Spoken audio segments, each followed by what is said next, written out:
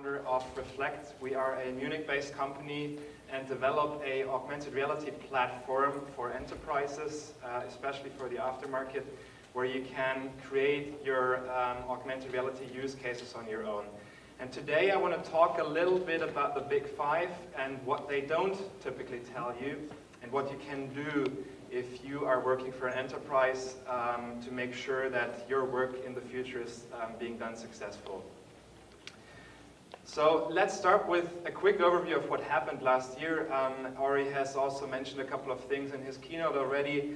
ARKit is out with over 13 million downloads worldwide. We have AR Core.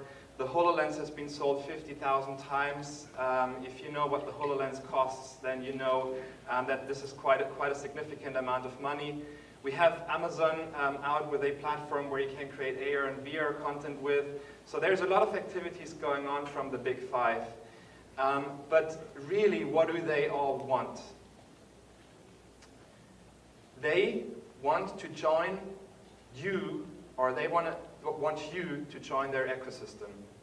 They want you to fully commit and to never get out of that ecosystem again. So, what do they not tell you? What should you take care about if you think about entering the AR space, if you want to do augmented reality in your enterprise? I've got 3 examples of what you should take care about and what the big five are not typically telling you. The first one is, most enterprises do not accept markers. They want to track their objects. They want to track the real vehicle, the real machine. Especially in the automotive industry, this is a big topic. None of our customers, for instance, is accepting to put marker on the exterior of a vehicle. So you want to track your physical object. And how you want to do that is typically from CAD. So you want to take the CAD information and you want to create a so-called tracking configuration to create that tracking. Because typically, you don't have the physical object in front of you to kind of start creating your tracking map. And that is still a challenge, but I can tell for most products it's already working. Second is, you want to have semantic content. So if you talk about creating augmented reality use cases, then you have different roles in your organization. And you want to serve your users depending on their role, depending on their tasks. You want to make sure that you separate the content from the visualization so that the content can live forever, basically.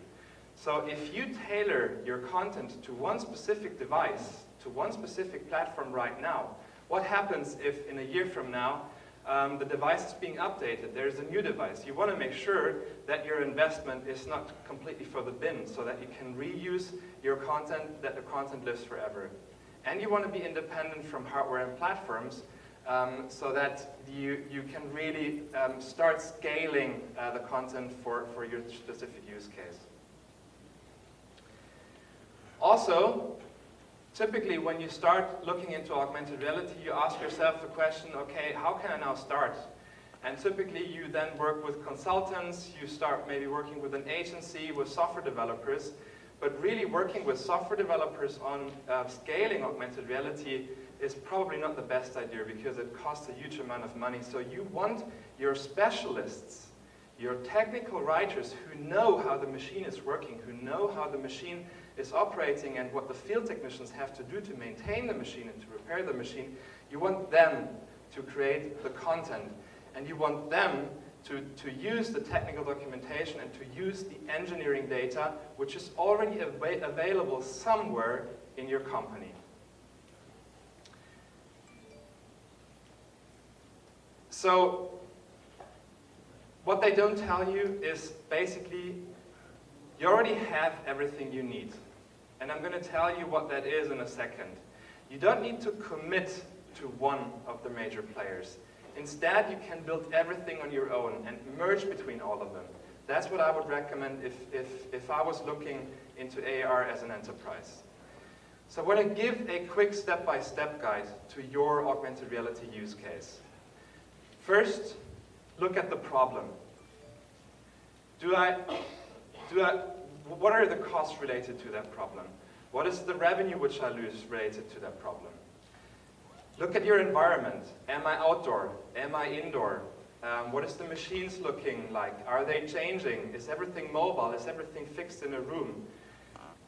Then ask yourself the questions, is the solution really augmented reality? I mean, still, I'm working in that space for almost a decade now, and I figure that a lot of times we're talking about technology still. We're trying to sell the technology, but really, if you take it realistic, augmented reality is just a visualization technology, and it doesn't solve everything. It doesn't solve all the problems you have. So is augmented reality the solution to your problem? If you figure out, yes, it could be a solution to your problem, then calculate the ROI. Marcus just said how you could approach that. ARIA is helping with that, for instance. But you can also do your own ROI case studies. Do you have to integrate with legacy systems, which is a big topic in enterprises?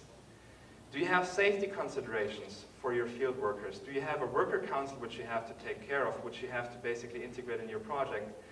And what is the, coming also back a little bit to the environment, what is your user? Do you have to give something to the user which he can use plug and play, or do you have the opportunity to train them, for instance?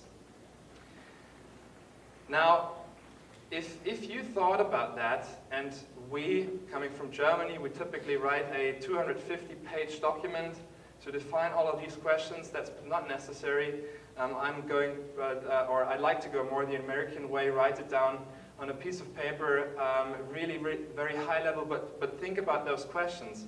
Now, if you have answered that question, then basically you can ask yourself, do you have the following things? Do you have people, and do you have software where you can create engineering data for manufacturing? And do you today have handbooks, manuals, technical documentation for your products? I'm pretty sure if you have some heavy machinery, some physical products somewhere in your organization, there must be documentation. And typically, at least, let's say, mid-sized enterprises and more, typically those traditional or those manuals, they're not being produced with a Word or PowerPoint presentation anymore. Because if you change the format, then you would have to redo everything. So you want to separate the content from the layout, as I said before. And when you have all of that, you're ready to get started. And then it looks like this. You take your technical documentation, which is typically being done in a XML system. So XML is kind of the exchange format. You take your engineering data, the CAD data, from the systems you already have, and the only thing basically you add to that is a so-called tracking configuration, what I've explained before, and typically you want to have a so-called model-based tracking, so you derive it from CAD so that you can initialize, that you can recognize the physical object.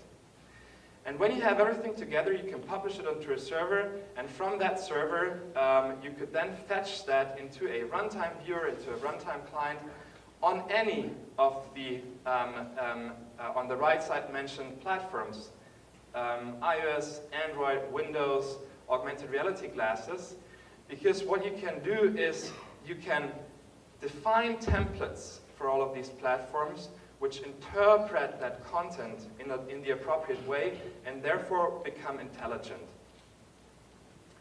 And this is how we act. This is how we act with our platform. We call it ReflectOne. So we are trying to separate that content creation from the actual visualization. And that makes you independent from all of the big five to join their ecosystem and never get out again. And when you do that, you are essentially being prepared to make maintenance and operations of complex machinery as easy as using a simple kitchen appliance. That's my dream, and that's what I work for every day. I really want to work or repair my washing machine, because I just had that a couple of months ago, on my own, without having the pain to go through all of the service and support hotlines to get it done, and then end up buying a new washing machine because I simply can't do that. So we want to make maintaining and operating complex machinery as easy as using a simple kitchen appliance. Now, if you want to know more about that, we do have a booth here, 511. Come join us. You could also always come to our office in San Francisco. We've opened that at the Vault, beginning of the year. The guys there are pushing hard on new technologies. We have quite a good collaboration. So come by, challenge us on the experiences we've made, especially with European customers, with European industries, and know and get to know how we kind of approach that topic of scalability. Because now we're kind of getting out of that prototype and pilot phase into more of the rollouts in the future, and you want to make sure you get it right. Thank you very much.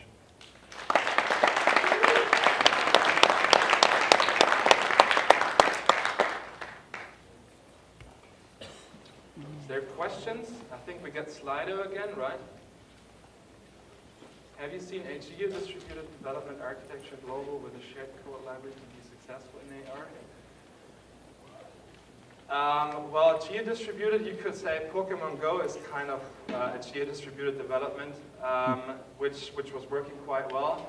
I also know that Google has introduced location-based services in their maps in the meanwhile.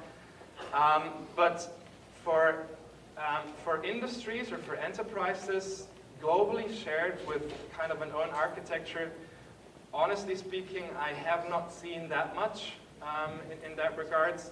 But also, that's not what we are working on a daily basis. We are kind of working on heavy machinery, on repairing and maintaining heavy machinery. And that's why, to be very honest, I'm not so deep in all the geo-distributed developments right now.